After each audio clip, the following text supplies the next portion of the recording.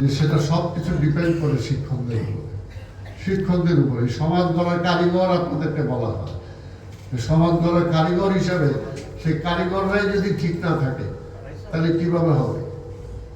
এবং সেখানে চেষ্টা করতে হবে যে সব কিছুর ঊর্ধ্বে উঠে আপনাদেরকে কাজ করার জন্য। একটা মেধার কোনো বিকল্প না। একটা মেধাবী যে কোনো ঘরে জন্মগ্রহণ করতে পারে, যদি না সেটা আমার কিছু না, তাহলে হবে না। সেই আমি অনেকগুলো কথা আপনাদেরকে বলে ফেললাম, আপনারা কিছু মনে করবেন। আর ভবিষ্যতে যেটা বললাম, ভবিষ্যতে আমাদেরকে খেয়াল রাখতে হবে যে শিক্ষা প্রতিষ্ঠানের জন্য আগে যেটা বললাম যে আগে শিক্ষা, তারপরে অন্য কিছু, সেই বিষয়টা আপনাদেরকে খেয়াল রাখতে হবে। আমি আপনাদের সবাইকে ধন্যবাদ জানাই যে আপনারা এখানে আমাকে আজকে এখানে কিছু কথা বলার সুযোগ করে দিয়েছেন।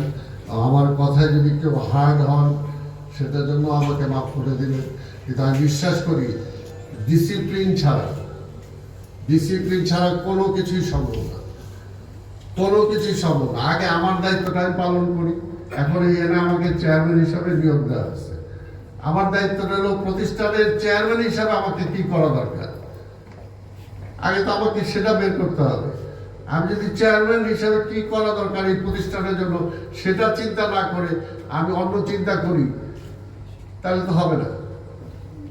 কাজে আমার প্রধান দায়িত্বটা হলো এটা, যে শিক্ষা প্রতিষ্ঠানটা যাতে ভালো চলে, আপনারা যাতে ভালো থাকতে পারেন, ছাত্রছাত্রীরা যাতে আপনাদের দ্বারা তাদের শিক্ষানবিশকালীন যাতে তারা উপকৃত হয়, ভালো সার্ভিসটা আপনাদের থেকে পায়।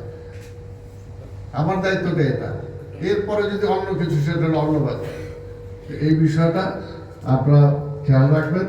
এবং যে কোনো সময় যে কোনো কিছু আপনারা অবশ্যই প্রিন্সিপালের মাধ্যমে বলতে পারেন, বা প্রিন্সিপালের মাধ্যম ছাড়াও খুব বিশেষ প্রয়োজন পড়লে শিক্ষক যে প্রতিনিধি আছেন তারা আপনারা আমাকে বলতে পারেন।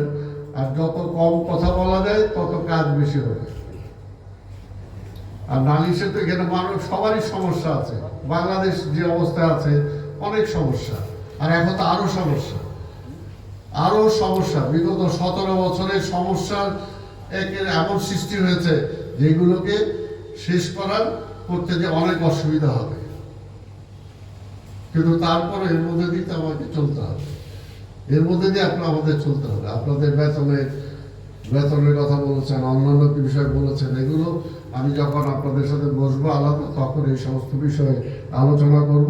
আমরা অবশ্যই, কারণ আমাদের পৃথিবীর সব জায়গায় কয়েকটা ক্ষেত্রে আছে যাদেরকে ডিস্টার্ব করা যায় না, তাদেরকে আনডিস্টার্ব রাখতে হয়, তাদেরকে ফ্যাসিলিটিসটা বেশি দিতে হয়।